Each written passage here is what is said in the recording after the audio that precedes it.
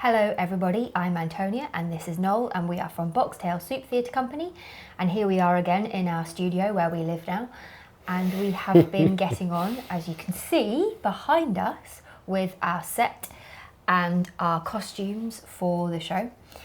Noel has been very busy getting covered in spray paint. It's funny actually because when Noel finishes his day of work at the moment, he looks like a chimney sweep because he is covered in a kind of paint dust film. It's usually one particular day that causes that specifically.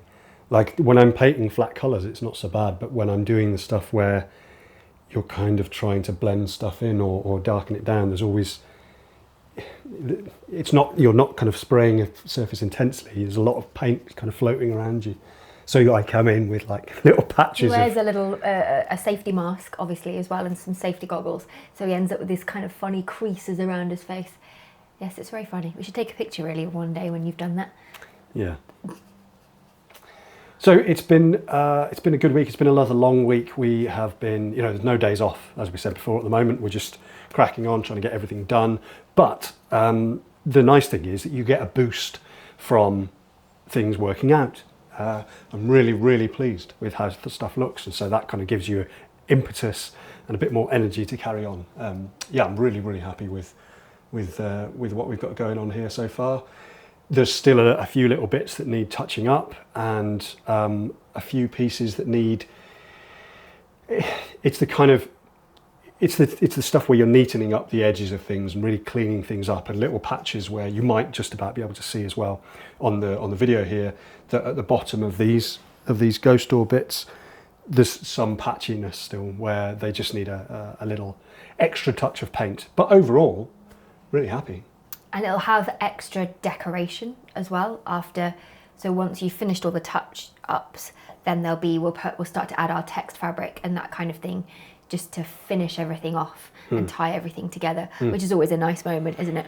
Yeah, and it's interesting again because in the same way that, so when you put the flat colour on, initially the colour might look nice, but it does look very flat. So it always needs a bit of texture and a bit of extra paint and shade here and there just to lift it a little bit. And then when you put the text fabric on and add those extra little bits at the end, that lifts it another level again. So it's always really lovely to see that go on and to see that kind of finishing touch. It's nice though, because I feel like you've done a brilliant job already of getting some of that depth and that sort of 3 dimension to the set so far. So the door behind us, which we'll show you you've got a thing I think with it. Yeah, so I recorded a bit for kind of other social media as well, showing how the door goes together. So I might include that in this video as well. But you can see, I think you can see quite a distinctive difference between that door and the ghost doors currently, because obviously you've finished the paintwork really, bar a couple of touch-ups on the door,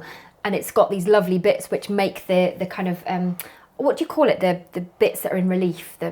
I'm not really sure. I mean, I guess it would be like anyway. The panels on a door normally. These aren't panels, it's just pieces of foam bottom relief. But it's made them pop nicely forward, and then with strategic use of the text fabric, we can just make that pop even further. Yep.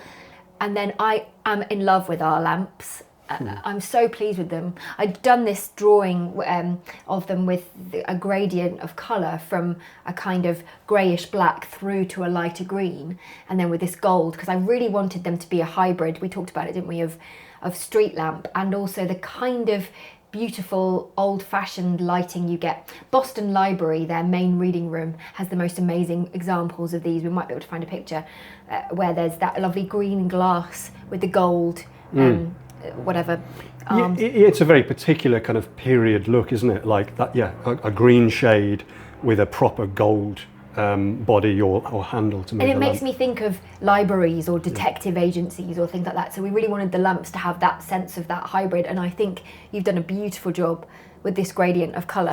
Thank you. And I'm just so pleased with them.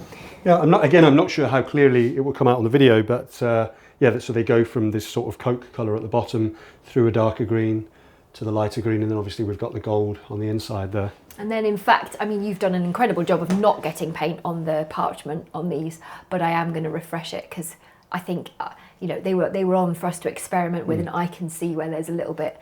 Yeah. I'm too much of a perfectionist. I mean, you've done a brilliant job of it, but yeah, I think it's still just to make them completely clean. So we'll refresh the parchment in those, and then again, text fabric and things will be added to them. Originally, we weren't 100% sure whether we might need to dull back because it's a chrome effect, that gold, which means that it's got a shine to it, and we weren't sure whether we might need to dull it back a bit. But I actually really like it. Again, for the fact that it just helps the light shine out a little bit more. And yeah, and again, I mean, it's hard to tell in here because it's so bright with the light from outside, but I think once you're on stage and the lights come down a little bit and you've just got these lamps in there, I think you're right. I think it will reflect it and glow quite nicely. I think, is it worth just showing the backs of these as well, or? Yeah, sure, I can turn one of them, turn one or two of them around. So obviously these aren't finished, but these are our bookshelves. I think it's this one that's got two on it, if you want to. Sure. These are our. I bring it right next door to you.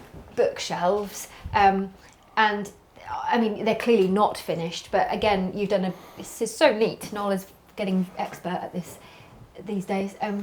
But they will have then. There will be coloured paper that will go over these to demarcate the books better.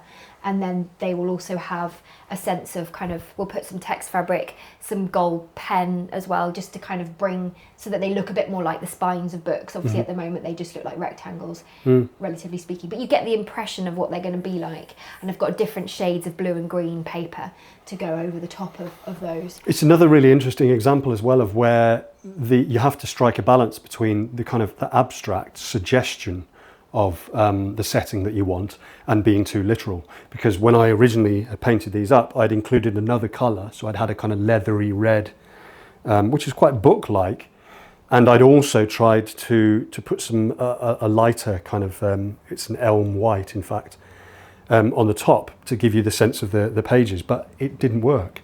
They looked. The trouble is they then become this thing where they're too literal, and therefore we would need to make them look incredibly realistic. Yeah. And that was never going to happen because the design is an abstract. So they needed to come back to being more of an abstract, which is where we're going with just the blues and greens then for the bookshelves, for the library scenes. Yeah, and there's a couple of tricks in there as well. Yes, which is nice. So, but they're looking good already. I'm really excited to get going with the decoration, but before is there anything else that you want to talk about though with the paint before I move on to costumes? No, I don't think so really. Unless there's.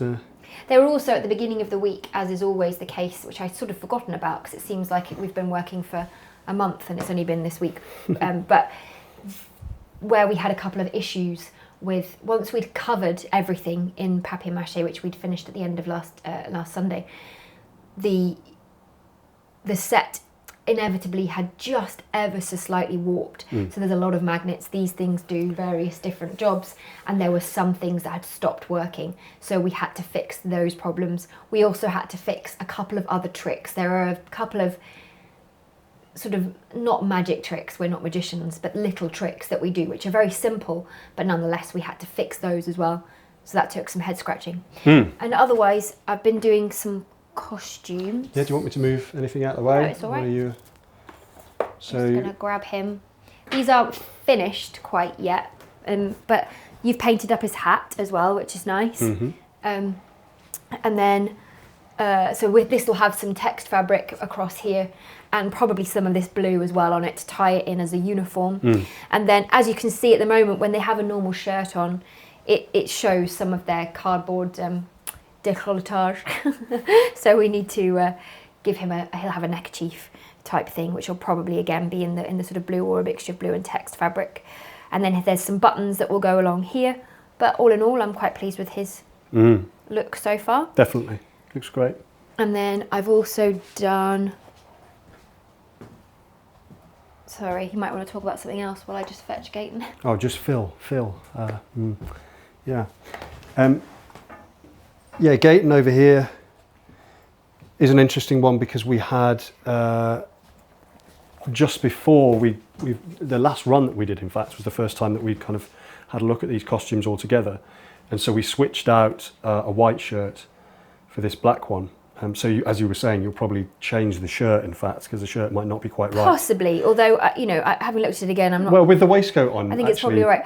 He needs a tie. He'll have a tie that will go around here, and I'll have to do something about this collar. I'll probably just bring it together somehow and then cover that join with the tie. Then the waistcoat is not quite finished again. It needs some buttons, but then he's got a nice text fabric back to it as well. Yeah, I'm jealous of his waistcoat. I want his waistcoat. Yeah, it's quite smart. Yeah. And I'll put some text fabric on the front of it as well, I would think. Well, he'll have text fabric around where his tie is. But yeah, so his costume's also nearly finished. Yeah. And seeing, do you want me to pop him back? Oh, sure. Seeing the white shirt, when you saw it all together with the rest of the set and everything was so dark, it was interesting then just looking at one white shirt at the back. Stuck out so badly, didn't he? Wasn't right. And also, I think we think with the black shirts, it also just means that rather than, so with A Christmas Carol, we put a kind of faux trouser on the bases of all of the male puppets, which wasn't full length, but gave the illusion of trouser, and then you kind of just fill in the rest with your imagination. And we thought we might need to do the same thing with this, but actually, having given them black shirts, you don't need the trouser, because what happens again is that because it's black, it just sort of blends out again, and you fill in the gap yourself. It's tricky with costumes for puppets always, how much you give them and how little. There's a balance that I think needs to be struck. But we're pleased with the black shirts for them, and then the costumes on top. Yeah, all looks really good. So yeah, we're excited that it's all coming along nicely, and excited to get on with the last sort of finishing touches, I think. Once again, welcome to our new subscribers, and thank you for watching, and please do give us a thumbs up, leave us a comment, subscribe to the channel if you haven't already. We'd love to have you. 2 extra things as well. I have to just do this box tail scoop for Niall Martin, who commented on the last video that he missed that action, so hopefully you watched all the way to the end, Niall. We'll find out. And finally, again, tickets are selling well for Casting the Runes in Edinburgh. It's absolutely fantastic. It's so encouraging to see that so many people have booked already. If you're planning to come and join us, please do book now. That would be absolutely fantastic. It really is, it's really encouraging and anxiety reducing for us when people book ahead. And if you're not coming to Edinburgh, or if you know anyone who is, send them our way. If you're not coming, then check out our website. You can also see where the show is touring to after the Edinburgh Festival as well. Otherwise, we'll see you again next time. Thanks.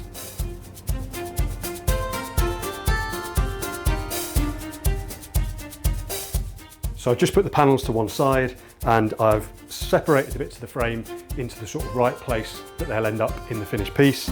And I'm going to start a timer and see how quickly I can put it together for the first time. Here we go.